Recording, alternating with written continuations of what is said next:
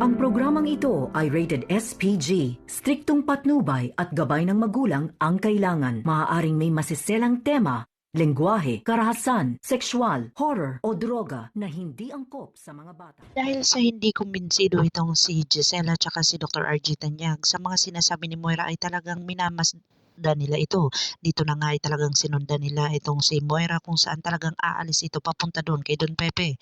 Dito na talagang nakita ni Gisela at ni Dr. RJ Tanyag na papunta doon sa isang lugar si Moira kung saan talagang napakaliblib at walang tao doon. Dito na nga talaga ay nagpasunod na si Giselle ng mga pulis upang ito ay tugunan ang kanilang mga pangangailangan na kung saan dito na nga si Don Pepe ay talagang sinabihan niya ang kanyang tagabantay na kung saan kapalit ng 10 milyon ang kanyang kaligtasan. Dito na napapayag niya itong tauhan ni Moira na kung saan nagbabantay sa kanya na kung saan talagang naging alanganin ito dahil sa talagang babalikan siya ni Balahadja at talagang kikitilin ang kanyang buhay.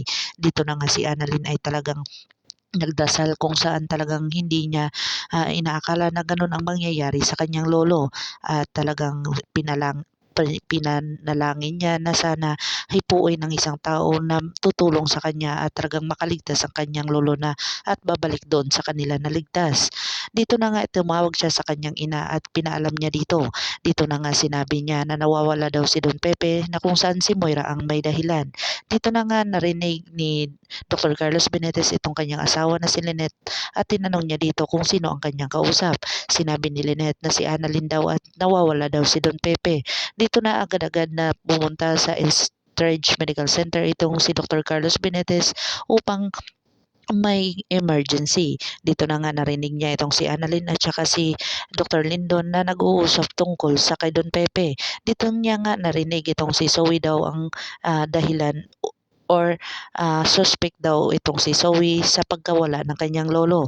Dito na nga galit itong si Dr. Carlos Benitez na kung saan wala naman siyang karapatang magalit dito kay Annalyn na kung saan hindi naman niya anak itong si Zoe kung saan talagang ipinapakita niya lang talaga na guilty siya dahil anak niyang totoo itong si Zoe.